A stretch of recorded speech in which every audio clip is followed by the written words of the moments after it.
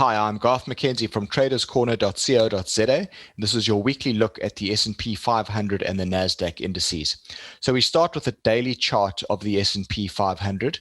And on this chart, what you can see is the upward channel that I've alluded to many weeks in the past continues to remain intact for the moment, but only just.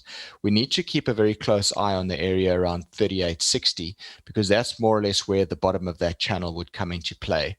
And if that level were to break convincingly to the downside, then it might open the potential for a little bit more weakness down towards where the 50-day moving average comes in at just below 3,800. So we'll need to keep an eye on that very closely in the week ahead.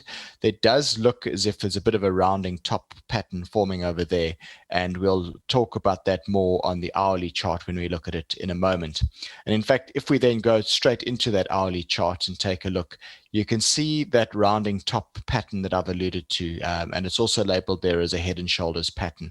Now, the neckline of that head and shoulders is at about 38.90, and the market did break down below the neckline of that pattern yesterday. And as I speak to you now, the futures are trading a little bit weaker as well. That 38.60 support area is evident there on the hourly chart, and I alluded to that on the daily chart previously as well. So that's going to be quite an important level to hold in the very short term. And if that level were to break, then the next level to look at is 3,800 on the downside. And then there's actually a gap in the chart from early February, which is at 37.80. And that could potentially act like a magnet if we saw further weakness coming into this market, if a breakdown below 38.60 were to occur. So overall, looking a little bit weak at the moment in terms of the momentum. It does look as if we've got a bit of a rounding top pattern forming there and a bit of a head and shoulders structure, which might mark a potential short-term top.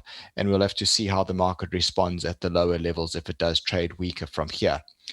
If we then turn our attention to the NASDAQ 100, I've got a daily chart here, and there you can see again there's an upward sloping channel that's been intact since November of last year.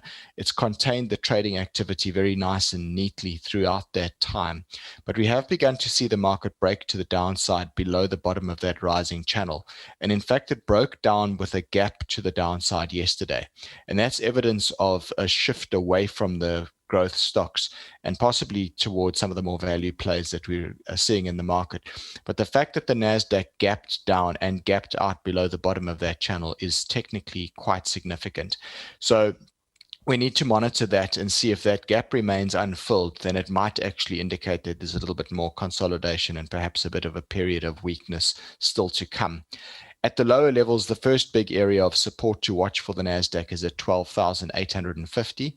That's where we've got a couple of prior swing highs and swing lows from January and late December coming into play. And then let's lastly take a look at the hourly chart of the NASDAQ 100 index. And here you can see that trading activity in more detail. Again, a bit of a rounding top pattern evident, much like we saw on the S&P 500 chart. And also I've labeled it there as a head and shoulders pattern. The neckline of that head and shoulders was at 13,550, and the market broke down with a gap down below the neckline of that head and shoulders structure yesterday. So that does point to further weakness down towards a level of about 12,300 or so, which in fact has already been met. Below 12,300, there's another level to the downside of 12,850, which coincides with the swing low in late January that I also alluded to on the daily chart before this. So once again, it does look as if we've got a little bit of weakening momentum here on the NASDAQ. The fact that it gapped down below important support is quite notable.